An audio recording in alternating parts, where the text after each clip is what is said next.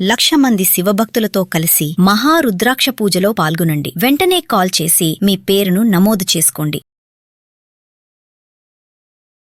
నమస్తే రమ్మగారు. నమస్తే జయ. ఏదైనా మంచి కథ చెప్తారా? చెప్తా. పూర్వట ఒక పల్లెటూరులో ఒక భార్యాభర్త ఉండేవాళ్ళు. కొంచెం లేక గర్భవతి అయింది ఆవిడే. అయితే కొంచెం నెలలు నిండాక ఏమనిపించిందంటే, ఏదైనా క్షేత్రానికి వెళ్ళి అక్కడ పురుడు పోసుకుంటే పుట్టే పిల్లలు కాస్త అదృష్టవంతులు అవుతారేమో క్షేత్ర మహాత్మ్యం వల్ల, ఏదైనా క్షేత్రానికి వెళ్దామయ్యా అని భర్తను అడిగింది. ఆ కాలంలో ఉంది కాలినడకన వెళ్ళటమే కదా. గర్భవతి నడవటం అంటే ఇప్పుడు మనం భయపడతాం, ఆ ఊరు ఎలా వెళ్తారు ప్రయాణాలని. ఆ కాలం అది కాదు. భగవంతుడు ఏది తెలిస్తే అది అవుతుంది అని చెప్పి క్షేత్రానికి 9వ నెల పడుతూ ఉండగా బయలుదేరారు. ఓయ్ వెళ్ళగా ఒక అడవిలో ఒక సిద్ధుడి ఆశ్రమానికి చేరారు. చేరితే ఆ పూట రాత్రి అక్కడ విశ్రాంతి తీసుకున్నారు. మామూలుగా అప్పటి కాలం ఎలాంటిది జయ, ఈ దారే పోయేవాళ్ళు ఎవరైనా వస్తే కాస్త అరుగు మీద పడుకోవడానికి ఆసరా ఇచ్చేవాళ్ళు, అన్నం పెట్టేవాళ్ళు. అసలు వ్యతిరేకంగా జరిగేదే కాదు జయ. అన్నం పుట్టదన్న భయం ఉండేది కాదు. ఆ కాలమే అలాంటిది. బంగారు రోజులు. ఇప్పుడు నేనేనని మనమేనని చెప్పుకోవడానికి ఆధార్ కార్డు చూపించాల్సి వస్తుంది. అప్పుడు పద్ధతే కాదు అసలు. అయితే ఆ సిద్ధాశ్రమంలో పడుకున్నారు భార్యాభర్త. ఒక పంచాన్ని ఇక్కడ పడుకోండి ఆయన అంటే, ఆ అమ్మాయి బాగా అలసిపోయింది, పగలల్లా నడిచింది, ఆవిడ మంచి గాఢంగా నిద్రపోతుంది. భర్తకు పెద్దగా నిద్ర పట్ల. ఆయన అటు ఇటు కదులుతుంటే అవతల సిద్ధుడు ఆయన శిష్యుడు మాట్లాడుకుంటున్నారట. శిష్యుడు అడిగేట, ఈ మనిషికి ఏం బిడ్డ పుడుతుంది గురువుగారు అని అడిగితే ఆయన అన్నట్ట, ఆడపిల్ల పుడుతుంది, కానీ ఈ మనిషి బతకదు పాపం, పురుట్లోనే తల్లి చనిపోతుంది. ఆ బిడ్డ కూడా, ఆ పుట్టిన బిడ్డ పెద్దదయ్యాక కొడుకుని అమ్ముకుంటుంది, అలాంటి జాతకంతో పుట్టబోతోంది ఆమె కూతురు అన్నాడు. ఓ కాంతపోయాడు ఈ కడుపుతో ఉన్న ఆవిడ తండ్రి భర్త. ఇదేమిటి, లేక నాకు పిల్ల పుడుతుంటే అది పుట్టంగానే పెళ్ళాన్ని చచ్చిపోవటం ఏమిటి, ఆ పుట్టిన పిల్ల తనకు పుట్టిన బిడ్డను అమ్ముకోవటం ఏమిటి, అట్లా కనపడింది సిద్ధుడికి. అయ్యో నా కర్మ అనుకున్నాడు. ఆయనకేం చేయాలో తెలియదు. పొద్దున్నే లేచారు భార్యాభర్త. ఏదో వాళ్ళు పెట్టింది ఏదో అంత తిని ఒక ఆయాకసురు ఇస్తే అది మూట కట్టుకుని నడుచుకుంటూ పోయారు. పై ఊరు చేరాక ఆవిడ ఇంకా క్షేత్రానికి చేరముందే పురుడు వచ్చేసింది. ఆ చూలాలికి పాపం వచ్చేసింది. ఆడపిల్ల పుట్టింది. పిల్ల పుట్టిన గంట తిరిగేసరికి తల్లి కాస్త మరణించింది. ఏం తెల్లబోయాడు తండ్రి. అయ్య బాబోయ్, సిద్ధుడు చెప్పిన 2 వాక్యాల్లో ఓ వాక్యం నిజమైంది, 2వ వాక్యం నిజమవుతుంది. ఒక తల్లి తనకు పుట్టిన బిడ్డని అమ్ముకోవటం కంటే దౌర్భాగ్యమైంది ఇంకోటి ఉందా? నా కూతురికి ఆ గతి పట్టకూడదు అని చెప్పి ఏమనుకున్నాడు, అక్కడి నుంచి తన పిల్ల ఆ భార్యను అక్కడే మట్టి చేసేసి చంటి బిడ్డను ఎత్తుకుని తీసుకుపోయి తన ఊరికి అవతలగా ఉన్న ఒక అడవిలో ఒక పెద్ద ఇల్లు కట్టించాడు. అది ఎట్టా కట్టాడు, కింద నుంచి పై దాకా గోడలే ఉండి పైన ఉంటుంది ఇల్లు, దిగడానికి వీలు లేదు. ఒక చుట్టిల్లు అది, దుర్గంలాగా కట్టించాడు. ఈ పిల్లని ఒక దాదితో సహా అక్కడ పెట్టాడు. ఆ పిల్ల నాన్న దాది తప్పిస్తే 3వ మొహం ఎరక్కుండా పెరిగింది. దాని కిందకి ఎప్పుడూ రానివ్వల, అది ఎప్పుడు ఆ దుర్గంలోనే ఉండేది. పిల్ల పేరు రూపరాణి. చక్కగా ఉండేది, చిలకల్లి. చిన్నప్పుడు బాగుండేది, పెద్ద అయ్యాక అందంగా తయారైంది. 16-18 ఏళ్ళు వచ్చినాయి, పిల్ల చక్కగా తయారైంది. ఈ దాది ఉండేది. అయితే ఏమైంది, ఒకనాడు ఆ రోజు తండ్రి వారానికి 2 వారాలకి లేదా 10 రోజులకి కుదిరినప్పుడల్లా వచ్చేవాడు. పైకి రాకుండా కింద నుంచే మాట్లాడి వెళ్ళిపోయేవాడు. పైకి వచ్చేందుకు దారి ఉంది. ఆ దారి ఎట్లా, పైనుంచి ఓ బుట్ట వేస్తే ఎక్కాలి. పైన ఒక కప్పి ఉంది దాన్ని లాగడానికి. కష్టపడితే రావాలి కానీ ఈజీగా వచ్చేది కాదు. తండ్రి కూడా పెద్దగా పైకి వచ్చేవాడు కాదు. అయితే ఆయన ఒక 10 రోజులు ఏదో ఊరెళ్తున్నానండి, ఈ 10-15 రోజులు కాస్త గ్యాప్ వస్తుంది అని సంబారాలన్నీ చేర్చాడు. బాగా సంపాదించాడు ఆయన.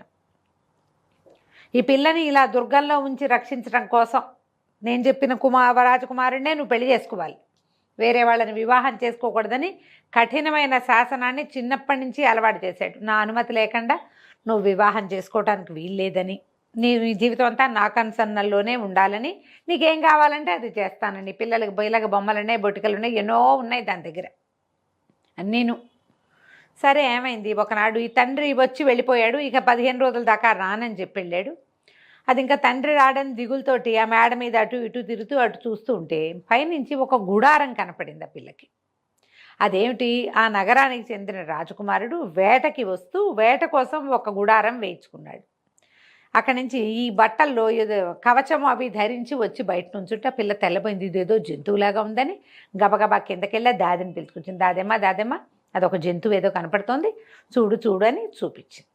చూపిస్తే ఆవిడ చూసి, అయ్యో జంతువు కాదే అమ్మాయి, మనిషేను, మనలాంటివాడే, ఎంచక్కా ఉన్నాడు రాకుమారుడు, ఇట్లా శిరస్నానము అవి వేసుకుంటే జంతువు అనుకుంటాను, కొత్త జంతువు కాదు అనేసరికి అప్పుడు నువ్వు అదేదో కథలో చెప్పావు ఆ రాజకుమారుడు అంటే రాజకుమారుల రాజకుమార్తెలు దయ్యాలు భూతాలు రాక్షసుల కథలు ఎన్ని విన్నదో, మరి దాది తనే ఇద్దరే ఉండేది. అదేలే.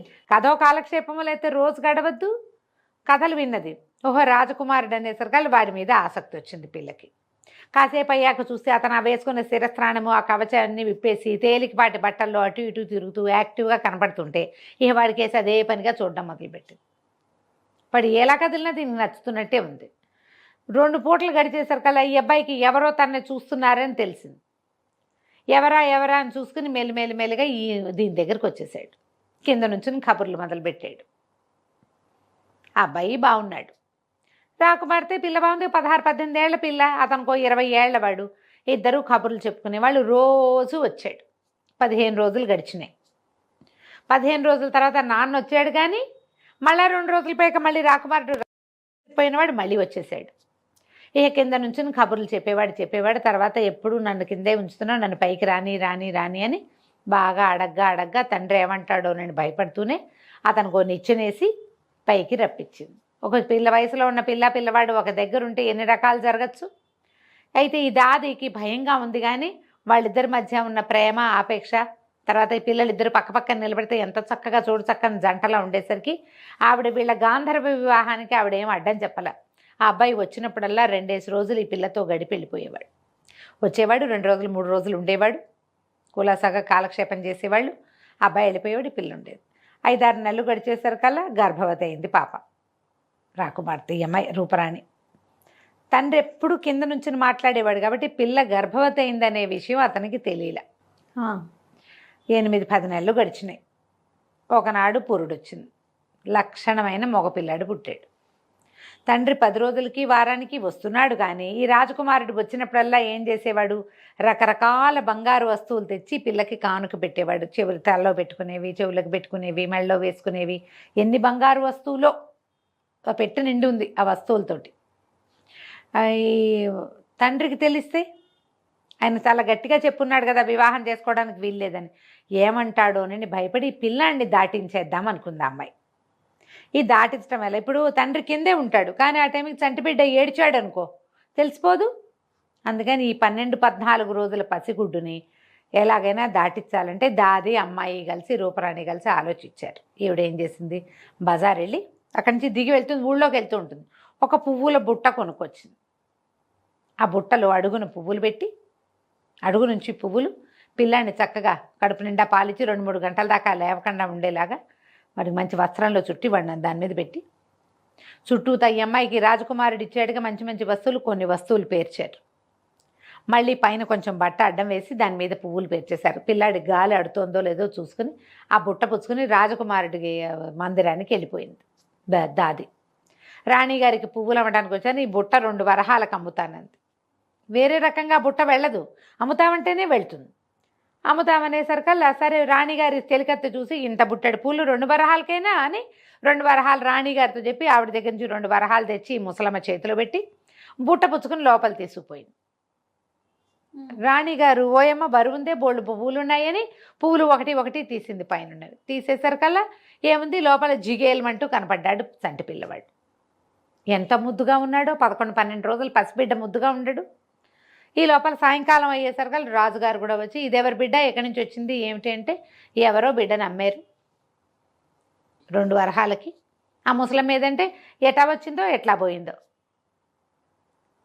ఈ పిల్లాడు ఇది రాజు రాణి మాట్లాడుకుంటుంటే మందిరంలో అందరూ చెప్పుకుంటున్నారు. తెల్లవారేసరికి రాజకుమారుడు వచ్చి చూశాడు, తన కొడుకేనని గుర్తుపట్టేశాడు. చెప్పాలో వద్దో తెలియలే. రాజకుమారుడికి కూడా ఏంటంటే రూపరాణికేమో తండ్రికి తను చెప్పిన సంబంధమే చేసుకోవాలని పట్టుదల. ఇక్కడ రాజుగారికి ఏమో అద్భుతమైన ఒక రాజకుమార్తెను తెచ్చి తన కొడుకిచ్చి పెళ్లి చేయాలని కోరిక. ఆయన రాజకుమార్తెలను వెతుకుతున్నాడు.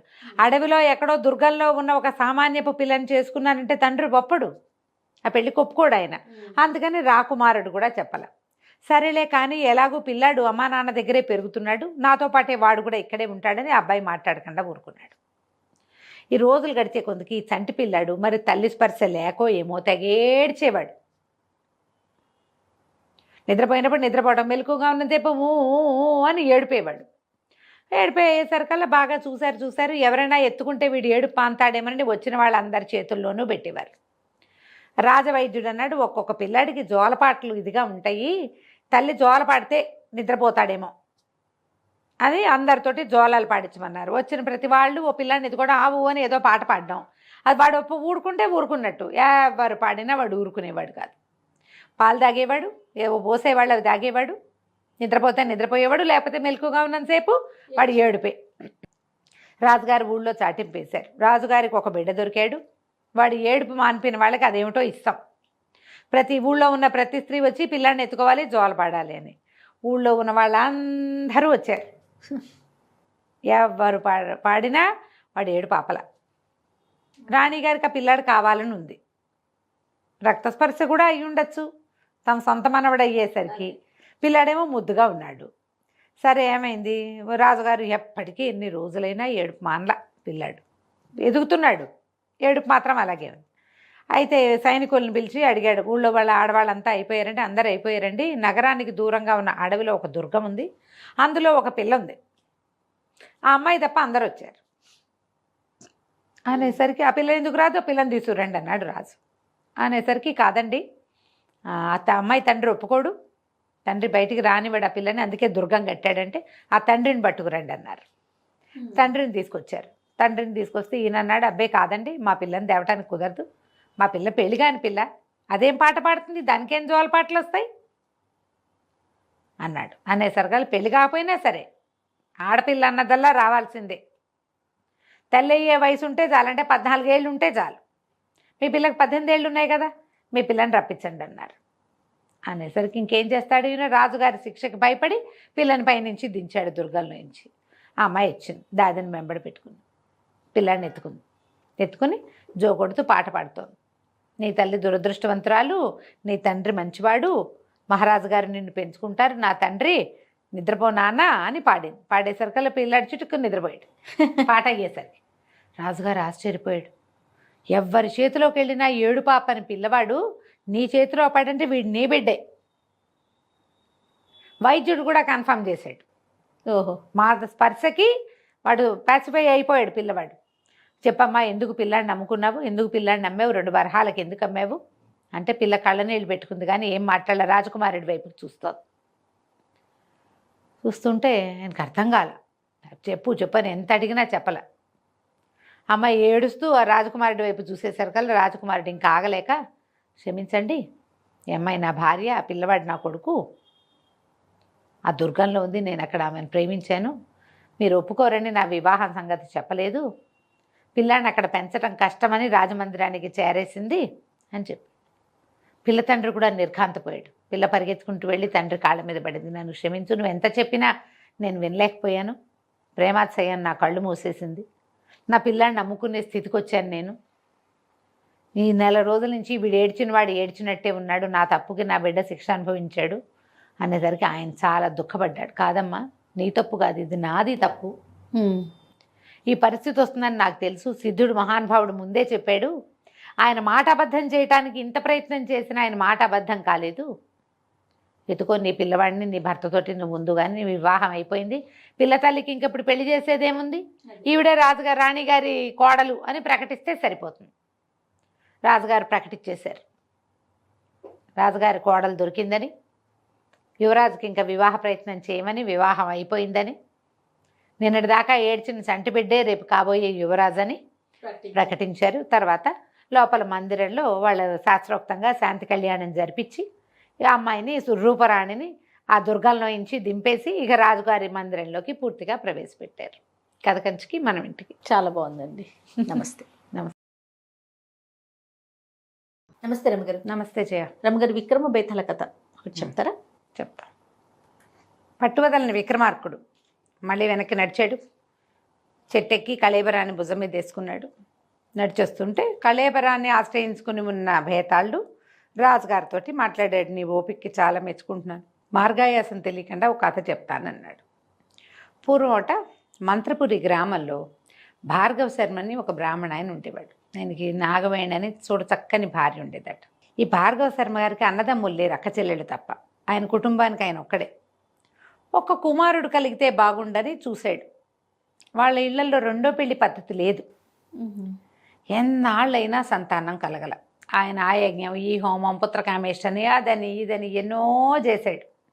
ఎన్ని చేసినా సంతానం మాత్రం కలగలేదు. అయితే ఏమైందట, ఆ ఊరికి ఒక మంత్రసిద్ధుడు ఒక ఆయన వచ్చాడు. ఆయన అడవిలో ఏవో మూలికలు అవి ఏరుకోవటానికి వెళ్తున్నాను అంటే, ఈ భార్గవ శర్మ గారిని కూడా మీకు సాయం వస్తానని ఆయనతో పాటు వెళ్ళి ఆయన ఎన్నేళ్ల నుంచో వేటాడుతున్నటువంటి కొన్ని రకాల మూలికల్ని ఆయనతో పాటు తవ్వి తీసి ఇచ్చి ఆయన సేవించాడు. అయితే ఈయన ఏదైనా ఒక అడుగు నీకేం కావాలో నేను ఇస్తానన్నాడు ఆయన సిద్ధుడు. అనేసరికి ఈయన అన్నాడు, భార్గవ శర్మ బాబు సంతానం కావాలండి, ఒక్క కుమారుడు కలిగేటట్టు అనుగ్రహించండి.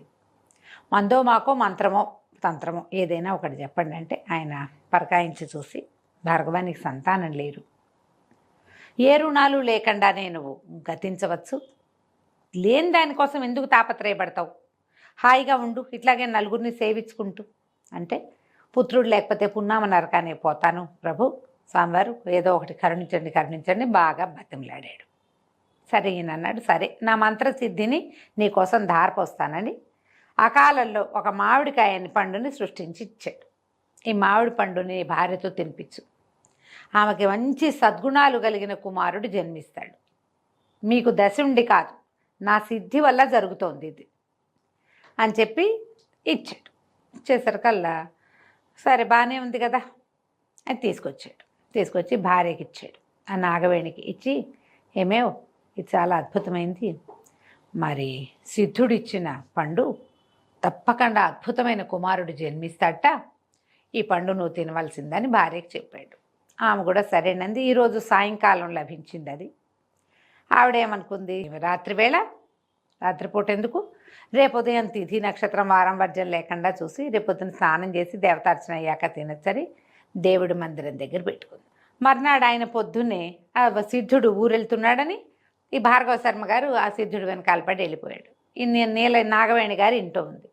పొద్దున్నే స్నానం చేసి పండు తిందామనుకునింది, స్నానం చేసింది, ఏవో అవి ఇవి పనులు చక్క పెట్టుకుని దేవతార్చన దగ్గరకు వచ్చేసరికి ఆ పండు కాస్త లేదు. ఏం జరిగింది, ముందు రోజు సాయంత్రం ఆ పక్క ఇంట్లో ఉన్నటువంటి ఆదిలక్ష్మి అని ఒక ఆవిడ వీళ్ళ ఇంట్లోకి వచ్చింది. ఈ పండు తింటే పిల్లవాడు కలుగుతాడు, బోళ్ళంత బుద్ధిమంతుడు అవుతాడు, ఇది మన సిద్ధుడు ఇచ్చాడు, ఈ కబుర్లన్నీ ఆవిడ వినేసింది. ఆవిడకి 7 ఆడపిల్లలు, కొడుకు కోసం చూసి చూసి 7 కన్నది. ఈ పండు కొట్టేస్తే చక్కగా మగపిల్లాడు పుడతాడని ఆవిడ ఏం చేసింది, మర్నాడు పొద్దున ఈ నాగవేణి స్నానం చేసి తింటా వివరం అంతా చెప్పిందిగా, బావి దగ్గర స్నానం చేయాలి, ఈవిడ చల్లగా వెళ్ళి ఇంట్లోకి ప్రవేశించి ఆ పండు తస్కరించేసి నోట్లో వేసేసుకుంది. ఇల్లంతా వెతుక్కుంది నాగవేణి, ఎవరొచ్చారో ఎటా పోయిందో తెలీదు. ఇప్పుడు పండు పోయింది అంటే భర్త ఏమైపోతాడు, గుండె పగిలిపోతుంది ఆయనకి. ఆవిడ పరిపరి విధాలా ఏడిచి దేవునికి పరిపరి విధాల దండాలు పెట్టుకుని మాట్లాడకుండా ఊరుకుంది. సాయంకాలం భర్త వచ్చాడు. ఏమే పండు తిన్నావా అన్నాడు. నివేదన పెట్టి తిన్నానని చెప్పింది. మరి ఇంకేం చేస్తుంది, పోయిందని చెప్తే గుండె పగిలిపోతుందేమో ఆయనకని ఊరుకుంది. కాకపోతే పండు తిన్నాక ఊరుకుంటే ఎటా, 3-4 నెలల్లో గర్భవతి అవ్వాలి కదా. ఓ 3 నెలలు చూశాక, ఏమే ఇంకా నీకు నెల తప్పలేదు అని అడగటం మొదలుపెట్టాడు ఆయన. అందుకని ఈవిడే నెల తప్పానని చెప్పింది. ఒకదాని తర్వాత ఒకటి అబద్ధం. మరి ఎప్పుడూ అలాగే జరుగుతుంది. ఇంతలో ఏమైంది, ఈవిడికి ఇట్లా 4వ నెల 5వ నెల వచ్చేసరికల్లా చెల్లెలు వచ్చింది. ఈవిడికి భాగీరథని ఒక చెల్లెలు ఉంది. ఆ చెల్లెలు పక్క ఊళ్ళో ఉంటుంది. అస్సలు వాళ్ళకి పరమ కడుపేద వాళ్ళు అనమాట. ఆ భాగీరథికి 7-8 మంది పిల్లలు ఉన్నారు. ఈ అక్కకి పిల్లలే కలగల. ఈవిడ ఇన్నోసారి మళ్ళీ కడుపుతో ఉన్నాను అక్కయ్య అని చెప్పేసరికల్లా ఈవిడ ఎగిరి గంతేసి వస్తే నీ పుణ్యం ఉంటుంది, ఆ గర్భం తీయించుకునే ప్రయత్నం చెయ్యొద్దు, ఆ పిల్లాన్ని నాకు ఇద్దు కానీ అంటే మా ఆయన ఒప్పుకోవాలి కదా. సరే ఒప్పిస్తాను నేను అని చెప్పి చెల్లెల్ని తన దగ్గరే పెట్టుకుని పోషించి, చెల్లెలకి కానీ నెలలు 9వ నెల వచ్చాక ఏం చేసింది, ఈ 9వ నెల వచ్చేదాకా ఈవిడ తను కూడా గర్భవతిగా ఉన్నట్టుగా నటించడం మొదలుపెట్టింది.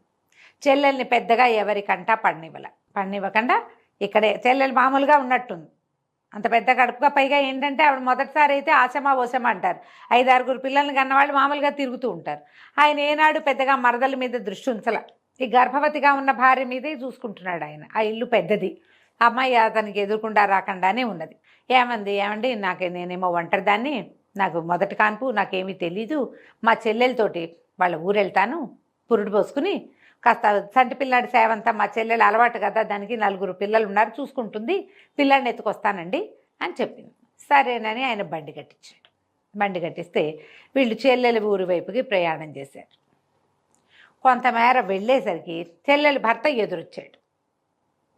ఎదురొస్తే అతను అన్నాడు, మా పిల్లాన్ని మీకు ఇవ్వడానికి నాకు అభ్యంతరం లేదు, మీ ఒంటి మీద ఉన్న నగకటంతా మాకు ఇచ్చేసేయండి, ఈ కన్న పిల్లాన్ని మీరు తీసుకోండి. వీళ్ళ అదృష్టం బాగుండి ఆ భాగీరథికి ఆ అడవిలోనే పురుడు వచ్చేసింది, మగ పిల్లవాడు పుట్టాడు. సులువు కాన్పులు అలవాటైన మనిషి 7-8 కాన్పులు కన్నది. ఆవిడ పురుడు పోసేసుకుంది హాయిగా, ఈజీగా. అక్కయ్యకి గైడెన్స్ ఇచ్చి డెలివరీ చేసుకున్నాక ఆ పిల్ల ఈవిడేం చేసింది, ఆ పొట్ట కట్టుకున్న బట్టలని విప్పి అక్కడ బారేసి ఆ పిల్లాన్ని ఎత్తుకుని కూర్చుంది. మెళ్ళో ఉన్న నాగా నాణ్యం అన్నీ మరిది చేతిలో పెట్టింది. నువ్వు మళ్ళీ మా ఊరు రావద్దు, భాగీరథి పిల్లాడి పెంపకం అన్నాళ్ళు మా ఇంట్లో ఉంటుంది, నువ్వు పై పిల్లల్ని చూసుకో, ఏమైనా ఇంకా డబ్బులు కావాలంటే నేను ఇస్తా, నువ్వు మాత్రం ఇప్పట్లో రావద్దని చెప్పేసింది మరిదిలో. ఆయన తన ఊరు వెళ్ళిపోయాడు. ఈవిడ మళ్ళీ బండి కట్టించుకుని పిల్లాడిని ఎత్తుకుని పురుడు వచ్చేసింది. మా చెల్లెలు కూడా నా దగ్గరే ఉంటానంది, వాళ్ళ ఇంట్లో వెసులుబాటుగా లేదండి అని పిల్లాడిని ఎత్తుకుని తీసుకొచ్చింది. సరిగ్గా ఈ పిల్లవాడు పుట్టిన సమయానికే ఒక 5-6 రోజులు అటు ఇటుగా పక్కింట్లో కూడా ఒక కుమారుడు కలిగాడు. మరి ఆవిడ తిన్నదిగా మామిడి పండు, వాళ్ళు మాధవుడు అని పేరు పెట్టుకున్నారు. వీళ్ళ పిల్లాడికేమో ఈయన ఈ భార్గవ శర్మ గారు వరదుడు అని పెట్టాడు. సిద్ధుడు ఇచ్చిన వరం వల్ల పుట్టాడు కదా, సిద్ధవరదుడు అని పేరు పెట్టుకున్నాడు. ఈవిడ చూసి చూడకుండా, భర్త చూడకుండానే చెల్లెలతోటి పాలిప్పిస్తూ మరి దాని పిల్లాడే కదా చెల్లెలి పిల్లాడు, తల్లి పాలు తాగుతూనే పిల్లాడు పెరిగాడు. అయితే ఈ తెలిసి తెలియనితనము, తల్లి ఇక్కడే ఉండటం, పెంపుడు తల్లి, ఈ తండ్రి ఏమో లేక పుట్టిన సంతానం మీద ఉన్న ఆసక్తితోటి పిల్లవాడిని అతిగా గారాబం చేశారు. ఆయన అడిగాడు, ఏమైంది నగలన్నీ ఏవే ఇట్లా బోసిమొహం వేసుకుని ఉన్నావంటే, ఏమండి పురుడయ్యాక స్నానం చేద్దామని నగలన్నీ తీసి ఓ పక్కన పెడితే ఎవరో దొంగలు ఎత్తుపోయారండి అంది. పోతే పోయినాయి అనుకున్నాడు ఆయన. పిల్లాడు పుట్టాడు కదా. క్రమంగా వరదుడు ఈ పిల్లాడు రౌడీగా తయారయ్యాడు. అల్లరివాడు, పెంకివాడు, మొకురువాడు, మాట వినడు, మొండి, మూర్ఖుడు, ఎన్నో. అయితే ఈయన వాకిట్లో కూర్చుని ఏదైనా మాట్లాడుతుంటే పక్కింటి వాళ్ళ పిల్లాడు మహావినయశీలిగా, బుద్ధిమంతుడుగా, ఏదైనా మాట చెప్పంగానే వినేవాడుగా, చక్కగా కంఠమెత్తి వేదమంత్రాలు అవి చెప్పేవాడుగా కనపడుతున్నాడు. ఆయన ఏం చెప్పాడు, సిద్ధుడు బుద్ధిశాలి, వినయవంతుడు, బోల్ మంచి లక్షణాలు చెప్పాడు. అవన్నీ పక్క వాళ్ళ అబ్బాయిలో కనపడుతున్నాయి, మన పిల్లాళ్ళు కాకడ వేసి వెతికినా కనిపించట్లేదు. వీడు క్రమంగా అల్లరి చిల్లరి పెరిగిపోయింది. దొంగతనాలు ఇంట్లోనే చిన్నవి, పై ఇళ్లలో దొంగతనాలు చేసేవాడు, తోటల్లో కాయలు కొట్టుకొచ్చేసేవాడు, ఏంటేంటో ఒక్క సరైన లక్షణం లేదు. మామూలుగా వాళ్ళ భాగీరథి పిల్లలంతా అలా ఏం లేరు. వీడికి గారాభం ఎక్కువ, మకురుతనంతో ఆడిందాట పాడింది పాట. క్రమంగా ఏమైంది, పెద్దవాడు అయ్యేసరికి వాడు ఇంటి పట్టును ఉండకుండా వాళ్ళతో వీళ్ళతో ఎవరెవరితోటో ఉండటం.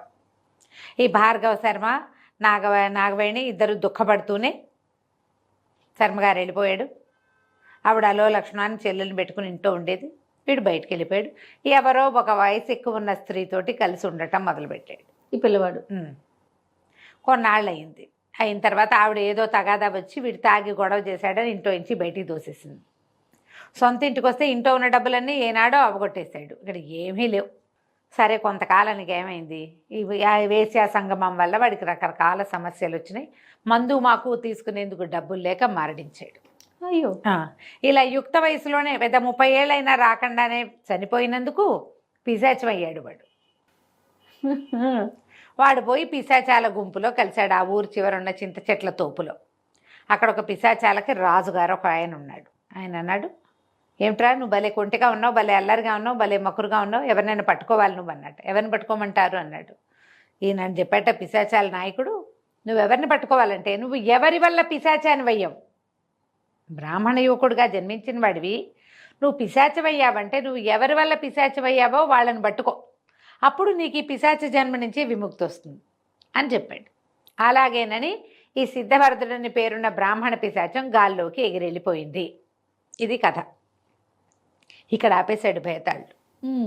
ఆపి రాజుని అడిగాడు, ఓ రాజా, ఇప్పుడు ఈ సిద్ధవరదుడ పిశాచం ఎవరిని పట్టుకోవాలో చెప్పు. భార్గవ శర్మ గారు గతించాడు. ఇప్పుడు తల్లులు 2 ఉన్నారు. ఇతను ఎవరిని పట్టుకోవాలి అంటే రాజు చెప్పాడు, అతని తల్లుల్ని పట్టుకోవడానికి వీలు లేదు. ఇప్పుడు నాగమయని ఉంది, ఆవిడకి ఏమి తెలుసు, లేక ఓ సంతానం కలుగుతాన్ని ఆశగా ఉంది, సంతానం కలగలేదు. భర్తను సంతోషపెట్టడానికి చెల్లెలు కొడుకుని తన కొడుకుగా చూపించింది. ఆవిడ ధర్మమే, ఆవిడ చేసింది తప్పు కాదు. పోనీ తల్లి భాగీరథి, ఆవిడ అక్కయ్య సంసారాన్ని నిలబెట్టడం కోసం తన కొడుకుని ఇచ్చింది. అక్కయ్య ఇంట్లో ఉంది, తన కొడుకు కాబట్టి తను ముద్దు చేసుకుంది. చెల్లెలు కొడుకు కాబట్టి ఒక మాట అయినా అనకడ్డా పెంచింది ఆవిడే. ఆవిడది తప్పులేదు, ఈవిడిది తప్పులేదు. భార్గవ శర్మ గారు ఎలాగూ లేడు. మరి వీడు ఎవరిని పట్టాలంటే, అసలు వీడు పిశాచంగా ఎందుకు అవ్వాలి? ఈ ఇంట్లో పుట్టిన పిల్లాడు ఏమవ్వాలి? వీడు అతి వినయశీలి, బుద్ధిమంతుడు, 5-6 రకాల కళ్యాణ గుణాలు కలిగిన వాడుగా ఉండాలి సిద్ధుడిచ్చిన వరం ప్రకారం. ఈ కళ్యాణ గుణాలన్నింటినీ లాగేసుకున్న ఆవిడ ఎవరుందో చూడు పక్కింట్లో, ఆవిడ పట్టుకోవాలి వీడెళ్ళి. ఆదిలక్ష్మ వల్లే వీడు పిశాచమయ్యాడు. లేకపోతే వాళ్ళ అమ్మ దగ్గర లేమిలో పానే పెరిగేవాడు వాడు పాపం. వాళ్ళ అమ్మింటోనే పుట్టాడు అనుకో, అమ్మ నాన్న దగ్గరే పుట్టాడు. వాళ్ళ దగ్గర ఏదో ఇంత పిసరే ఉంది, అంతే. చక్కగా పని పాట చేసుకుంటూ బుద్ధిమంతుడిగా ఉండేవాడు. వాడి పైన 6 అక్క చెల్లెలు బుద్ధిమంతులుగానే ఉన్నారు. వీడిట్లా నడమంత్రపు సిరింట్లో పడ్డానికి కారణం ఏమిటి? ఆ పండు పక్కింట్లోకి వెళ్ళిపోవటం. పక్కింటి ఆవిడ పండు దొంగతనం చేసి తను మంచి సంతానాన్ని కంటం కోసం వీళ్ళకి ఆవిడ చేసిన అన్యాయం వల్లే వీడిలా తయారయ్యాడు. కాబట్టి ఆదిలక్ష్మిని పట్టుకోవాలని చెప్పాడు. ఆదిలక్ష్మి ముసలిదైపోయింది, కానీ ఈ పిశాచం పోయి ఆదిలక్ష్మిని పట్టుకుంది. ఆవిడ నానా హింస పెట్టుండొచ్చు బహుశా అని చెప్పాడు. చెప్పేసరికి భేతాళుడికి నవ్వొచ్చింది. ఇది కరెక్ట్, నువ్వు చాలా బాగా చెప్పావు, నువ్వు ఎంతో మంచి మాట చెప్పావు కాబట్టి, అయినా కూడా నువ్వు మాట్లాడేవు కదా, నువ్వు మౌనభంగం చేసావు, నేను పోతున్నానని మళ్ళీ భేతాళుడు శవంతో సహా చెట్టెక్కేశాడు. అప్పుడు మళ్ళీ రాజుగారు ఏం చేశాడు, వెనక్కి తిరిగి లోపలికి నడవటం మొదలుపెట్టాడు. కథ కంచికి మనం ఇంటికి. భలే ఉంది రమ్మగారు, చాలా బాగుంది. నమస్తే. నమస్తే. నమస్తే రమ్మగారు. నమస్తే జయ. రమ్మగారు, చందమామ కథ ఏదైనా చెప్పుకుందాం. నేను తన పేరు చెప్తా, నువ్వు అలాంటిదా అని అడగకూడదు. దరిద్ర దామోదరుడు ఆయన అడుగుతా. ఏంటి రమ్మగారి కథ? తమాషా కథ జయ. మామూలుగా మనం ఏం చేస్తామంటే, మన ఫ్రెండ్స్లో చుట్టాల్లో చూస్తాం, అన్నీ బాగానే ఉన్నాయి, అనవసరంగా ఈ పని చేశారు, దారిపోయే దరిద్రాన్ని ఎతికెక్కించుకున్నారు, అప్పటి నుంచి వీళ్ళ పని ఇలా అయిపోయిందని చెప్పుకుంటాం కదా. అవును. ఈ దారిన పోయే దరిద్రం దాని దారిని అది పోతుంటుంది. వీళ్ళకి వెళ్తారు, అనవసరంగా ఆ పని చేశారు, వీళ్ళ నెత్తి మీదకి ఎక్కేసిందని. అలాంటి ఒక కథ అనమాట. ఓకే. పూర్వం అంటే ఒక అన్నదమ్ముడు ఉండేవాడు. అన్నయ్య చాలా తెలివిగలవాడు, టక్కరి జిత్తులు మారి. తమ్ముడు కొంచెం సాధువర్తనుడు. అన్నయ్య కొంచెం ధనికులు ఆవిడని పెళ్లి చేసుకున్నాడు. అట్నుంచి డబ్బులు కలిసి వచ్చినాయి. వ్యాపారం వ్యవసాయం లేచిపోయాడు. బాగా ఫుల్ సంపాదన పరడయ్యాడు. తమ్ముడికి పెద్దగా ఆస్తి స్వాస్తి పంచల. వీళ్ళు కాసిన గేదెలు ఏవో వచ్చినాయి. ఒక సామాన్య కుటుంబీకపు అమ్మాయి వచ్చింది భార్యగా. ఏదో అట్టట్ట లాగేవాడు బండి. పెద్ద వ్యాపారాలు, గేదెల వ్యాపారాలు అవి చేస్తే డబ్బులు వస్తాయి, చేత కాదు అతనికి. అట్లా మెత్తగా ఉండేవాడు. క్రమంగా ఏమైంది, గొడ్లన్నిటికీ దొమ్మరోగం అంటారు, అదొక చిత్రమైన జబ్బు. ఒకదానికి వస్తే అన్నిటికీ అంటుకుంటుంది. గుడ్లు కాస్త చచ్చిపోయింది. గొడ్లతోటి హాయిగా ఉండేవాళ్ళు, వాళ్ళు బతికేవాళ్ళు. పిల్ల జల్ల ఏర్పడ్డారు. ఆయనకి పిల్లలు ఉన్నారు, ఈయనకి పిల్లలు ఉన్నారు. దాంతో వీళ్ళు ఇక సంపాదన లేక ఏదో పూట కూలికి వెళ్తే వెళ్ళినట్టు, లేకపోతే లేనట్టు కడుపులో కాళ్ళు పెట్టి కూర్చోవటం మొదలుపెట్టారు వీళ్ళు. అన్నయ్య మాత్రం భలే సంపాదించాడు. పెద్ద దివ్యభవనం కట్టాడు. ఆయన పట్టుకుంటేది బంగారం, ముట్టుకున్నది ముత్యము అయిపోయిందిట. అంత సంపాదించేశాడు. ఒక్కోసారి అట్లా కలిసి వస్తుంది చూడు కొంతమందికి. మామూలు వాళ్ళే సడన్గా ఒక 5-6 ఏళ్లలో జామ్మని ఎక్కడికో వెళ్ళిపోతారు. మనం అలాగే ఉంటుంటాం, చూస్తాం అట్లా కదా. అవును. సరే ఏం చేయాలో తెలీదు, అట్ట గడుపుతున్నారు. అయితే ఒకనాడు వాళ్ళ ఆవిడ శతపోరేసింది తమ్ముడిని. మీ అన్నయ్య శుభ్రంగా ఉన్నాడు, మనకు వచ్చిన కష్టం చెప్పుకుంటే కాదా మన సమస్య తీరేది, కనీసం 4 గొడ్లు కొనుక్కోవడానికి డబ్బులు ఇచ్చినా మళ్ళీ గొడ్లు కొనుక్కుని ఏదో రకంగా మేనేజ్ చేసుకుందాము, మీ అన్నయ్యని సహాయం అడుగు అని పేడిచ్చింది. ఇతనికి పెద్ద ఇష్టం లేదు, అన్నయ్య ఏమైనా చేస్తాడన్న నమ్మకం కూడా లేదు. సరే భార్య ఇట్లా శతపోరుతోంది కదా అని ఏదో ఉన్న గంజి దాగి పోయాడు అన్నయ్య దగ్గరికి. అన్నయ్య దగ్గరికి వెళ్తే తమ్ముడు గోడంతా విన్నాడు. అన్నయ్య విన్నాక, తమ్ముడు రేపు కాదు ఎల్లుండి గురువారం నా పుట్టినరోజు, నువ్వు మరదలు పిల్లలు తప్పకుండా రావాలి అని చెప్పాడు. అప్పుడేం చేతిలో పెట్టలా. ఈ ఇంటికి వెళ్ళిపోయాడు తమ్ముడు. భార్యకి చెప్పాడు, మా అన్నయ్య పుట్టినరోజుట ఎల్లుండి రమ్మన్నాడు అని. వీళ్ళిద్దరు ఏమనుకున్నారు, ఓహో ఏదో ముట్ట చెప్తాడు బహుమతి, పుట్టినరోజు సందర్భంగా ఇవాళ అనుకుంటాడు, బాగానే ఉందిగా. సరే 3వ రోజున భార్యాభర్త ఉన్నంతలో కాస్త శుభ్రంగా తయారయ్యి పిల్లలకి మంచి బట్టలు తొడిగి తీసుకుపోయారు. తీసుకెళ్తే ఇక ఎంతమంది వచ్చారో, షావుకారులు, పెద్ద పెద్ద వాళ్ళు, రాజోద్యోగులు, గ్రామాధికారులు, ఎంత బొజ్జలు బొర్రలు ఉన్నవాళ్ళు. వీళ్ళు పక్కనే బకచిక్కిపోయి ఉన్నారు. వీళ్ళు తండ్రి భార్యాభర్త పిల్లలును అందరూ నున్నగానే ఉన్నారు. ఒక్కొక్కళ్ళు 1000 వరహాలు కూడా బహుమతి చేశారు ఈయనకి. 100 వరహాల బహుమతులు, రకరకాల సామాన్లు, వెండి సామాన్లు, పళ్ళ బుట్టలు, పువ్వుల గుత్తులు బహుమానాలు చేశారు. ఇక వాళ్ళ అన్నయ్య అయితే ఒక్కొక్కళ్ళకి దగ్గరుండి వడ్డిచ్చి, ఇంకో ముద్ద అన్నం తినండి, ఇంకొంచెం పాయసం వేసుకోండి, ఈ పానీయం తాగండి, ఇంకొంచెం పోస్తాను అని చెప్పేసి వాళ్ళ వెనకాల తిరుగుతూ అందరికీ వడ్డలను చేశాడు, భోజనం చేశాడు. భార్యాభర్త పిల్లలు ఇద్దరు, తమ్ముడు పెళ్ళాము పిల్లలు నుంచున్నారు పక్కన, చెంపకి చేయి చేర్చి. ఏం చేయాలో తెలియలా. బహుమతి ఇచ్చిన వాళ్ళు స్టేజ్ మీదకి వెళ్తున్నారు, వాళ్ళు భోజనాలకు తీసుకెళ్తున్నారు. వీళ్ళు ఏ బహుమతులు లేవు వీళ్ళ దగ్గర. నుంచున్నారు. అందరూ భోజనాలు చేశారు. తల్లి పిల్లలు పాప ఒట్టిగా ఉన్నారు. ఎవ్వరూ వీళ్ళ వైపు కూడా చూడలే.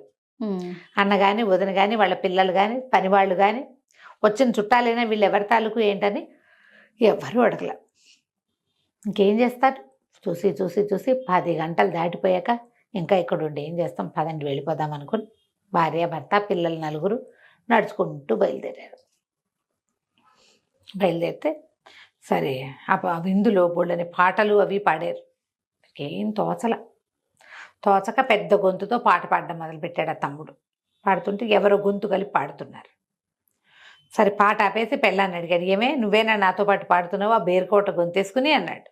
అనేసరికల్లా నాది కోట గొంతేం కాదు, కోకిల గొంతేను. అయినా అక్కడ అవమానం చాలదని అక్కడ అక్కడ పాడిన పాటలు కూడా పాడతానా, నేనేం పాడలేదు పో. ఇంకా కొంచెం మళ్ళీ రాగం తీశాడు తమ్ముడు. రాగం తీస్తే ఎవరిదో గొంతు వినపడుతుంది. చూస్తే చిన్నపిల్లలు వాళ్ళ గొంతులు కాదు, పెళ్ళాన్ని నేను పాడినంది ఆ గొంతు కూడా కాదు, ఏదో వేరే గొంతు. వెతికాడు అటు ఇటు. వెతికితే ఒక పక్కన చెట్ల వెనకాల ఒకడు కూర్చుని ఉన్నాడు. నల్లగా తమాషాగా ఉన్నాడు. ఎవరో నువ్వంటే, నేనా దరిద్ర దామోదరుణ్ణి, నీకెంతో కావాల్సిన వాడిని, నన్ను కూడా తీసుకెళ్ళి మీ ఇంటికి అన్నాడు. అనేసరికల్లా మాకే కడుపులో కాళ్ళు పెట్టి కూర్చుంటే నువ్వెవడబాయ్ అని అనలా. నా పాటలో పాట కలిపాడు కాబట్టి వీడు నాకు తోడు, మా అన్నయ్య ఏం పాడలేదు నాతోటి ఓహో అని చెప్పేసి ఆ దరిద్ర దామోదరుడిని వెంట పెట్టు తీసుకెళ్ళాడు. ఇంటికి వెళ్ళంగానే దామోదరుడు వెళ్తూ ఉండగానే ఏమన్నాడు, ఏమిటో ఇంటికి ఇలా ఖాళీగా వెళ్ళిపోవటం ఏమిటి, అక్కడ సారాయి కొట్టుద్ది, పద వెళ్ళి తాగొద్దాం అని చెప్పి పెళ్ళాం పిల్లల్ని ఇంటివైపు దిగబెడి చేసి వెంటేసుకుని సారాయి కొట్టుకు తీసుకెళ్ళాడు. సారా తాగారు, ఇంటికి వచ్చారు. రోజు దామోదరుడు వీళ్ళింటోనే ఉండేవాడు, సారా తాగుదామనేవాడు, ఇలా ఇది అమ్మేసేయమనేవాడు. చెంబు తపేళ అన్నీ అమ్మేశాక భార్యకి 2 చింకి చీరలు, పిల్లలకి గోచిగుడ్డలు మిగిలినాయి వాళ్ళ ఇంట్లో. ఏమీ లేవు. తాగుబోతాను ఎక్కడొచ్చేస్తుంది? దుఃఖంతో తాగుతున్నాడు. ఏమీ లేవని దుఃఖంతో తాగితే ఏం పెట్టి తాగుతావు? అదే కదా, తాగడానికి డబ్బులు కావద్దు? ఆ డబ్బులుంటే కనీసం తినడానికైనా ఉంటాయి కదా. నువ్వు ఒక్కడివి తాగటము, వీళ్ళందరూ తింటము సమానం. ఇది తినకపోయినా సరే నేను తాగేస్తాను. తాగుపోతులు ఇలాగే కదమ్మా దరిద్రుడు, ఇట్లాంటి పనులే చేస్తారు. అక్కడి నుంచి ఏమైంది, 4 రోజులు కొంతకాలం గడిచింది. ఇంకా అధ్వానం అయిపోయింది వీళ్ళ స్థితి. వీడు తాగుడికి బానిస అయిపోయాడు. వాడికి తెలుస్తోంది వీడు ప్రొవోక్ చేస్తున్నాడు నన్ను అని, కానీ వదిలించుకోలేకపోతున్నాడు. అయితే ఏమైంది, ఓ జత ఎడ్ల బండ్లు బట్ట, నీకు ఒక తమాషా విషయం నేను చెప్తాను అంటే, సరే ఓ సుబ్బయ్య గారింటికి వెళ్ళి అడిగాడు, బాబు ఓ ఎడ్ల బండి జత కాస్త ఇవ్వండి, కొంచెం పని ఉంది, ఏవో సామాన్లు తెచ్చుకోవాలంటే ఆయన ఎడ్ల బండి జత ఇచ్చింది. ఎడ్ల జత బండి పూంచాక ఈ దరిద్ర దామోదరుడు అడిగాడు, నీకు మన ఊరి నుంచి మీ అన్నయ్య ఊరు కాకుండా ఇంకో అవతల ఊరికి వెళ్ళేటప్పుడు ఒక పెద్ద కోన ఉంది తెలుసా అన్నాడు. తెలుసు అన్నాడు. అందులో నల్లపాషాణం ఉంది తెలుసా అన్నాడు. అక్కడ నల్లపాషాణం అంటే ఒక నల్లటి పెద్ద రాయిందట పాషాణం, దాని పేరే నల్లపాషాణం. మరి నల్లపాషాణం కింద బోల్డంత డబ్బు బంగారం ఉంది, మనం 2 పూట్ల తాగొచ్చు, వెళ్ళి తెచ్చుకుందామా అన్నాడు. అయినా తాగుడే. సరే పదన్నారు. పదన్నాక వెళ్ళారు. వెళ్తే ఆ నల్లపాషాణం అసలు ఎప్పటికీ కదల్లా ఉంది. చాలా కష్టపడే తమ్ముడు పక్కకు తోస్తే దాని కింద ఎంత డబ్బో, ఎన్ని నగలో, ఎంత బంగారమో అన్నీ సంచులతో తోడి బండి మీద ఎక్కించాడు తమ్ముడు. ఈ దామోదరుడు ఆ బండి మీద కూర్చుని ఉన్నాడు. కూర్చుని ఇంకా ఎంతసేపు సోదరా పద పద వెళ్ళి తాగొద్దామని పిలుస్తున్నాడు. ఈ తమ్ముడు కనిపించింది, వీడి దుంపదేగా, నా దగ్గర చింకి పాతలతో మిగిలిన తాగుదామన్నాడు, ఇప్పుడు ఇన్ని కోట్ల డబ్బులు వస్తుంటే వీటితో తాగేదంటాడు, ఇవన్నీ తాగడానికేనా? ఇక నేను సుఖపడి తెచ్చేది ఎప్పుడు, నా పిల్లని సంతోష పెట్టేది ఎప్పుడు? వీడిని ఇంటికి తీసుకెళ్ళకూడదు, వీడి వల్లే నాకు ఈ పరిస్థితి వచ్చింది అని చెప్పి, పోయి తమ్ముడు ఒకసారి ఇట్లా ఇంకా అడుగునేవో ఉన్నట్టునే చూడు అని దరిద్ర దామోదరుని పిలిచాడు. వాడు ఏం చేశాడు, ఇందులోకి వెళ్ళమంటావా అన్నాడు. ఇందులోకి వెళ్ళు అని ఆ నల్ల పాషాణం కింద గొయ్యి కనపడి గొయ్యి ఉందిగా, ఆ గోతుల నుంచి బంగారం తీశాడు. అందులోకి వాడు వెళ్ళంగానే ఇంకా చూడు అంటూ ఈ రాయి గస్త జరిపేశాడు. ఓహో. ఆ నల్ల పాషాణం కింద ఆ దరిద్ర దామోదరుడు ఇరుక్కుపోయాడు. ఇరుక్కుపోయాక వీడు బండి తోలుకుని ఇంటికి వెళ్ళిపోయాడు. తన ఇల్లు పాత చింకి పూరు గుడిసే, దాన్ని వదిలేసి అవతల శుభ్రంగా పెద్ద స్థలం కొనుక్కుని చక్కగా ఇల్లు కట్టుకుని పిల్లల్ని బళ్ళో వేసి బోళ్ళని గొడ్లు కొనుక్కుని వచ్చిన వ్యాపారం పెట్టుకుని హాయిగా ఉన్నాడు. కొంతకాలం అయ్యాక ఎప్పుడో 1 సంవత్సరం 2 ఏళ్లకి వీళ్ళ అన్నయ్యకి వాళ్ళ నాన్న తద్దినం ఎప్పుడో మర్చిపోయాడు, తెలుసుకుందామనిపించింది. తమ్ముడికి తెలిసి ఉంటుందని తమ్ముడి ఇంటికి వచ్చాడు. తీరా వస్తే ఆ తమ్ముడు పూరి గుడిసె ఉండాల్సిన ప్లేస్లో ఇంకోళ్ళు ఎవరిలో ఉన్నారు, తమ్ముడు లేడు. వాళ్ళని అడిగాడు, మా తమ్ముడు ఉండాలి, ఫలానా వాడు, 4 పిల్లలు, ఇట్లా బక్కగా డొక్కుగా ఉంటాడంటే, ఆయన ఇప్పుడు ఎక్కడ ఉన్నాడండి, అవతల ఏటుగట్టుని పెద్ద మేడ కట్టాడు, అక్కడికి వెళ్ళండి అన్నారు.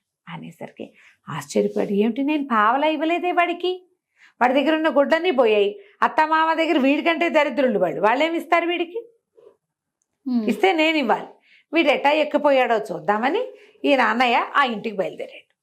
మేడలోకి వెళ్ళేసరికి పిల్లలు ఆడుకుంటున్నారు, చక్కగా మంచి కలిమిగా ఇల్లు కనపడుతోంది.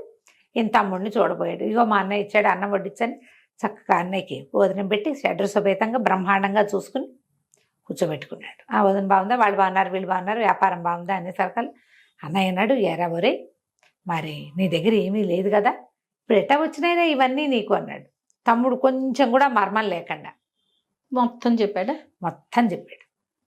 నల్లపాషాణం కింద ఉంది డబ్బు, నేను అక్కడి నుంచి తెచ్చుకున్నా అనేసరికల్లా ఈ అన్నయ్యకి పుట్టేసింది పురుగు. నువ్వు ఇలాంటి వాళ్ళని ఎంతమందినో చూస్తాను జయ, చక్కగా కలిగి ఉంటారు శుభ్రంగా, తమ్ముడో కజిన్ బ్రదరో ఏదైనా వ్యాపారంలోనో షేర్స్లోనో వాళ్ళకి బాగా కలిసి వచ్చిందంటే ఈ బాగున్న వాళ్ళు ఇంకా బాగుందామని అందులోకి వెళ్తారు జయ, ఉన్నది కూడా కాల్చుకుంటారు చేతులు. ఎంతమందిని చూస్తామో జయ ఇట్లా. మనకి షేర్స్ ఎందుకు అనుకోరు, మనకు తెలియదు కదా అని అనుకోరు కదండి. అవునవును అనుకోరు. ఇది మన పని మనకు బాగున్నప్పుడు వాడి పని ఎందుకొని పొరపాటు కూడా అనుకోరు. పోనీ వాడితోనే కలుద్దాం అనుకోరు, నేనే పగకొట్టేసేయాలి, వాడికన్నా ఎక్కువ వెళ్ళాలనే ఆలోచన కదా. వాడితో పాటు వెళ్ళరు, వీళ్ళు విడిగా వాడి లాంటిదే ప్రయాణం చేస్తారు. వాడికి ఏదో సుడుండి కలిసి వచ్చింది, మనకు సుడుండది ఉన్నా కూడా పోతాయి. అవును. ఈ అన్నయ్యకి ఇంటికి వెళ్ళేసరికల్లా అనిపించింది, ఇదేమిటి నాకంటే కోటేశ్వరుడైపోయాడే వీడు, విత్ నో టైము, టైం పట్ల మనకు కూడా కావాలి. ఆ నల్లపాషాణం కింద ఇంకేమైనా ఉందేమో తెచ్చుకుందాం అనుకున్నాడు. వెళ్ళండి. దరిద్ర దామోదరుడు ఉన్నాడని తెలియదు, అదేలేండి చెప్పలేదు, అదంతా ఇంపార్టెంట్ మ్యాటర్ కాదు కదా. సరే ఈయన ఏం చేశాడు, ఒకనాటి రాత్రి ఒక బండి తీసుకెళ్ళి పలుగు పారా పుచ్చుకొని వెళ్ళి ఆ నల్లపాషాణాన్ని కదిపి తోసేసరికల్లా అందులో ఇరుక్కొని ఉన్నవాడు ఎగిరి వీడి మెడ మీద కూర్చున్నాడు. దుర్మార్గుడా, ఇంతకాలం నుంచి నన్ను ఇందులో పడదోసి వెళ్ళిపోతావా, నీ అంతు చూస్తాను, పద మీ ఇంటికి పద అన్నాడు. అనేసరికి వీడు లబలబలాడుతూ అన్నయ్య అన్నాడు, బోరు నాయన నువ్వెవరోరా, నిన్ను దీని కింద పెట్టింది మా తమ్ముడు, ఇంకేమైనా ఉందేమో చూడ్డానికి వచ్చాను నేనంటే, మీ తమ్ముడైనా మీ అన్నయ్యైనా నాకు లెక్కలేదు, నాకెవడు దొరికితే వాడే లెక్క, దరిద్రానికి ఏం లెక్క అన్న తమ్ముడు, అదే కదా, దొరికిన వాడే లెక్క, నువ్వు నాకు దొరికేవు, నన్ను ఇంటికి తీసుకెళ్లాల్సిందే, నీ సంగతి నేను చూడాల్సింది అని చెప్పి ఆ మెళ్ళ మీద నుంచి దిగల జుట్టు పుచ్చుకుని స్వారీ చేస్తూ మెడ మీద నుంచి దిక్కండా వాళ్ళ ఇంటికి వెళ్ళిపోయాడు. ఇక అన్నయ్య ఆస్తంతా అమ్మించేశాడు, అన్ని రకాల పనులు, వాడు అన్నది కాదంటానికి వీల్లేదు. దరిద్రపు లక్షణం అనమాట అది. ఆ బుద్ధి అలా కర్మానుసారంగా అట్లా వెళ్ళిపోతుంటుంది, పెడతోవలు పెట్టేస్తుంది, దరిద్రంలో పడిన జీవి బయటికి రాడు. అక్కడి నుంచి అంత అయిపోయి అన్నయ్య ఏం చేశాడంటే, ఒక బండి చక్రాలు చేయిస్తూ ఆ చక్రానికి శీలకి మధ్యలో వీడిని ఇరికిచ్చి చెక్కలు కొట్టేసేసి తీసుకెళ్లి సముద్రంలో పారేసాడు. వీడు మళ్ళీ రాకండా, దరిద్రం పైకి రాకుండా ఉంటేనే బాగుంటుంది. అయితే ఓ పడవవాడెవడో ఆ వైపుకి వెళ్తూ ఆ తమాషాగా ఉన్న ఆ బండి చక్రాన్ని చూసి ఎవరైనా ఏదైనా డబ్బో దశకమో ఇందులో దాచిపెట్టి ఇట్లా ప్యాక్ చేసి ఉంటారు ఓపెన్ అని చేసి చెప్పి దాన్ని ఓపెన్ చేశాడు. వాడి నెత్తి మీదకి ఎక్కాడు. అలా అందరి నెత్తుల మీదకి దరిద్రం ఎక్కుతూనే ఉంటుంది. వదిలించుకోవాలి మనం, అంతే కదా అమ్మగారు? అంతే. ఇంకా భూలోకాల్లో దరిద్ర నారాయణుడు తిరుగుతూనే ఉన్నాడు, దరిద్ర దామోదరుడు. అంతే. కట్టాడా, ఇక పట్టుకున్నాడా, వాడు వదిలిపెట్టాడు. దరిద్రం వదిలించుకోవటం ఎంత కష్టమో జయ. అది దొంగతనాలు చేయిస్తుంది, దుర్వ్యసనాలు పాలు చేస్తుంది, అబద్ధాలు చెప్పిస్తుంది, చెయ్యకూడని పనులన్నీ చేయిస్తుంది. దానివల్ల స్నేహితులు పోతారు, చుట్టాలు పోతారు, పెళ్ళాం పిల్లలు తప్పిపోతారు, మంచి అనేది పోతుంది, దైవం అనుకూలించడు. అన్ని ఇబ్బందులే. అన్ని ఇబ్బందులే. అలాంటివి నెత్తినెక్కకుండా చూసుకోవాలి, జాగ్రత్తగా ఉండమని చెప్తుంది కథ. అంతే.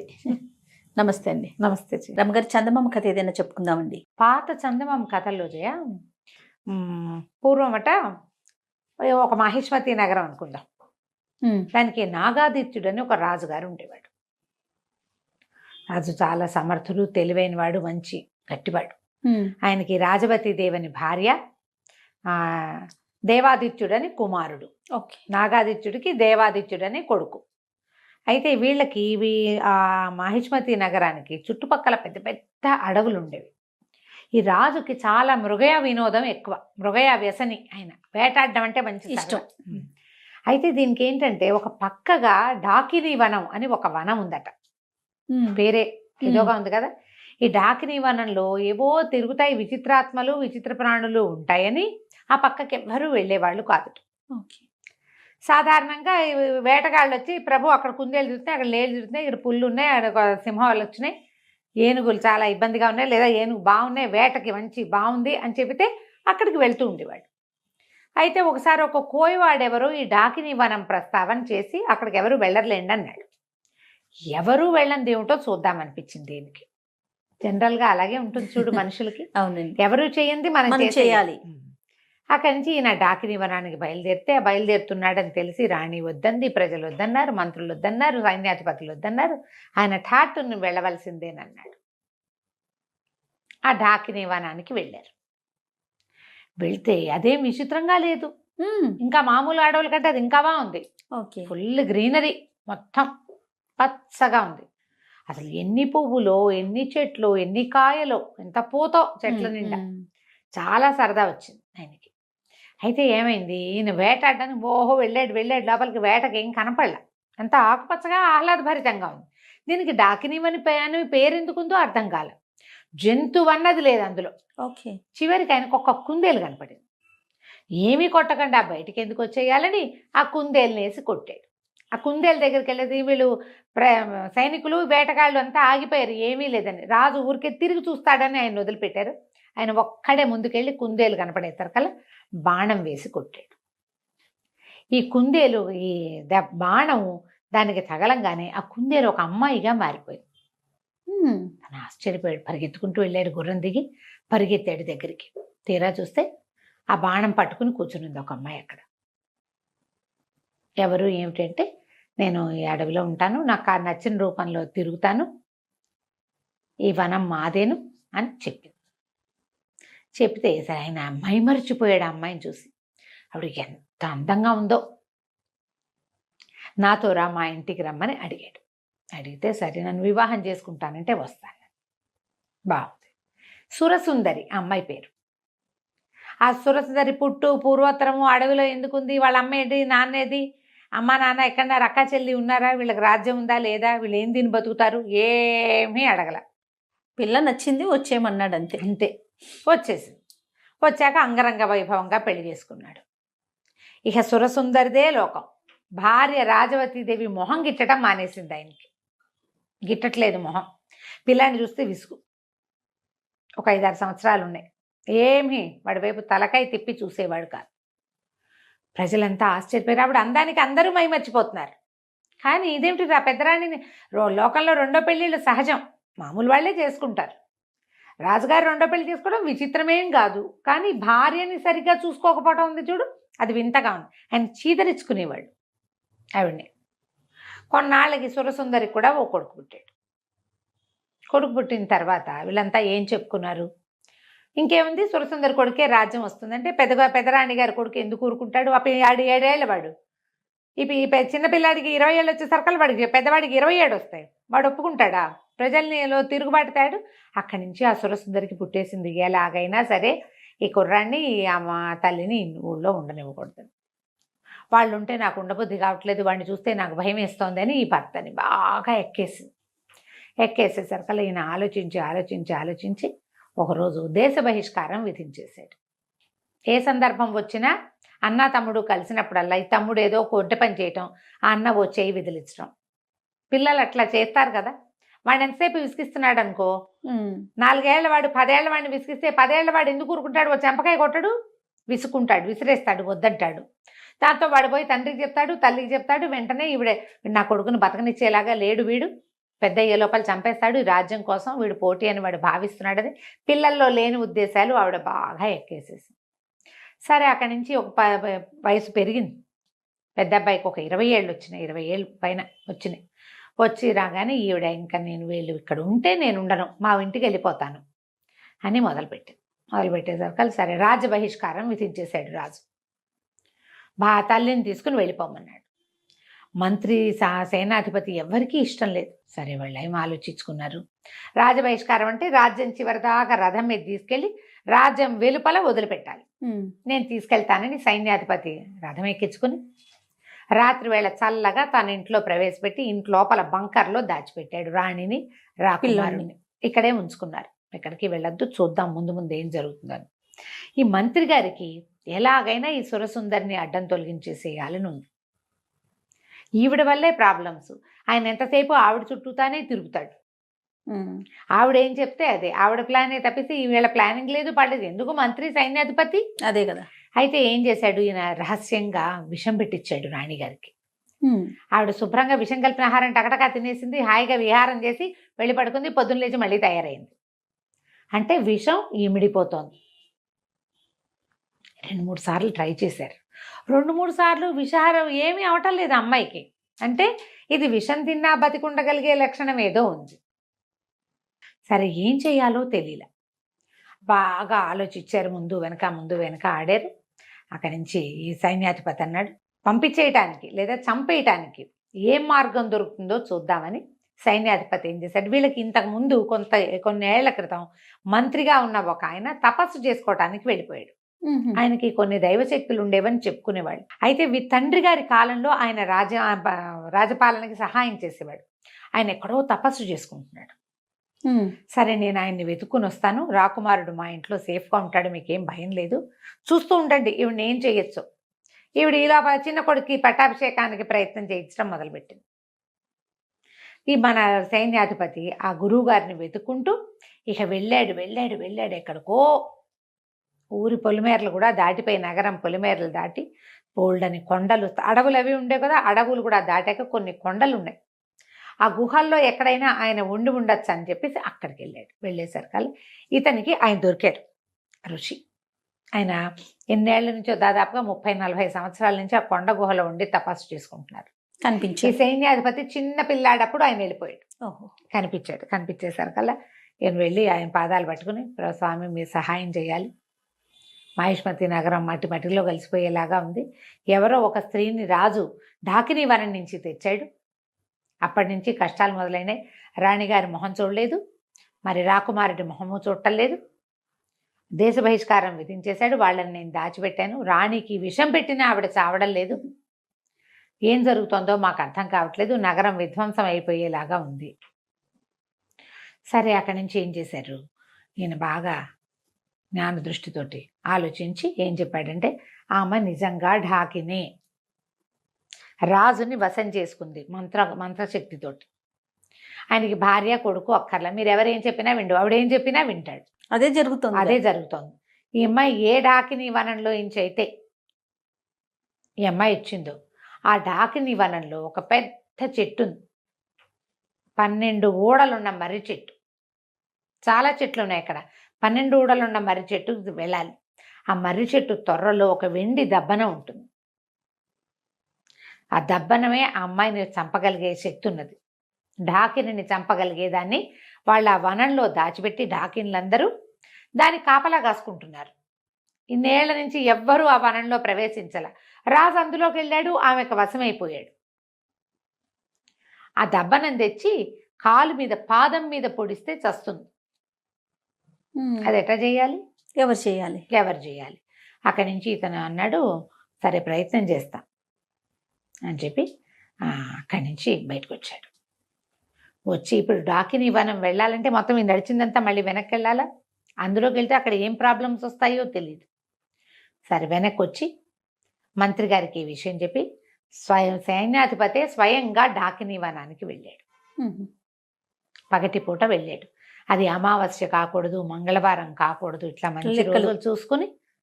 అవన్నీ కొత్త కొత్త సమస్యలు వస్తాయి. మంగళవారం కాకుండా అమావాస్య కాకుండా చూసుకుని వెళ్ళాడు. వెళ్ళి ఆ బోలెడన్ని మర్రి చెట్లు వెతికి చివరికి ఆ 12 ఊడలున్న మర్రి చెట్టు త్వరలో చేయి పెడితే ఇంత పొడుగు దప్పనం దొరికింది, ఇంత వెండిది. అది పట్టుకొచ్చాక సరే ఇంటికి వచ్చేసాడు. ఈ లోపల ఏమైంది, ఈవిడ తనకు విషం పెడుతున్నారు అది కానీ తెలుసుకుంది. ఆవిడ తెలుసుకుంది. అక్కడి నుంచి రాకుమారుడు బయటికి వెళ్ళలేదని, ఊళ్ళోనే ఎక్కడో దాక్కున్నాడని వాసన పసిగట్టేసింది. అన్ని ఇళ్ళు సోదా చేయించి సైన్యాధిపతి ఇంట్లో నుంచి బయటికి తీసుకొచ్చేశారు. సైన్యాధిపతి ఇంటికి వచ్చేసరి కల్లా రాకుమారుడు పట్టుబడిపోయాడు. దాంతో ఆవిడేమంది, వీడికి ఊరేయాలి, శిక్ష, కుర్రాడికి ఊరి శిక్ష వేస్తే గానీ కుదరదు. దేశ బహిష్కారం ఏమిటి? దేశ బహిష్కార శిక్షని ఉల్లంఘించినందుకు శిక్ష ఊరి. బాగుంది. దేశ బహిష్కారం వెళ్ళిపోయి ఉంటే ఏం బాగుండేది, వెళ్ళలా, ఊళ్ళోనే ఉన్నాడు. రాజుగారు వేసిన శిక్షని ఉల్లంఘించాడు కదా, ఉల్లంఘించిన వాడికి శిక్ష ఏమిటి? ఊరి. సరే ఇంకేం చేస్తారు? సైన్యాధిపతి రావాలన్నారు. సైన్యాధిపతి వచ్చాడు. ఏం చేయాలో తెలియలా. మంత్రి కాళ్ళు చేతులు ఉనికిపోతున్నాయి ఆయనకి. ఇంకేముంది, ఇక అయిపోయింది. ఊరి శిక్ష వేస్తే పిల్లాడి ఇంకా దక్కేది లేదు. రాజు ఇలా పిచ్చిగానే ఉంటాడు. ఒకవేళ రేపొద్దున ఈవిని చంపేసిన ఉత్తరాధికారి ఏడి రాజ్యానికి? అప్పుడేం చేస్తారు? సరే సైన్యాధిపతి ఆయనకి ఒక స్నేహితుడు ఉన్నాడు. ఈయన ఇంట్లో ఉంటే ఏడుస్తే రాజుగారు రాణిగారు బాధపడుతుందని ఆ స్నేహితుడి ఇంటికి పోయి అక్కడ చాలా దుఃఖించాడు. ఏం చేయాలి, ఇంత ప్రయత్నం చేశాం రాజకుమారుడిని రక్షించడానికి. చిన్నపిల్లాడు, 20 ఏళ్లవాడు. ఏదో యుద్ధ విద్యలు అవి కొద్దిగా నేర్చుకున్నాడు. తండ్రి నిరాదరణ వల్ల అతను తెలివైన వాడైనా పెద్దగా ఏమీ చేయలేకపోయాడు. మేము ట్రైనింగ్ తీర్చుకుంటే రాజుగారు అబ్బాయి రాజు అవుతాడు అనేసరికల్లా ఆ స్నేహితుడు, అతను ఒక మెజిషియన్, ఏమనాలి దాన్ని, మన ఇంద్రజాలిక, మంచి ఐడియాలు ఉన్నాయి. అతను అన్నాడు, ఈ సమస్య చాలా సులువుగా పరిష్కారం అవుతుంది, నేను చెప్తాను ఒక ఐడియా అని చెప్పి అతను ఒక ఐడియా ఇచ్చాడు సైన్యాధిపతి. అది వినంగానే సైన్యాధిపతి కళ్ళు తుడుచుకున్నాడు. పరిగెత్తుకుంటూ మంత్రి గారింటికి వెళ్ళాడు. ఉరి శిక్ష వేస్తామని, రేపేనని రాణిగారు స్వయంగా వచ్చి పర్యవేక్షించచ్చని చెప్పు. నా దగ్గర ఒక మంచి ఐడియా ఉంది.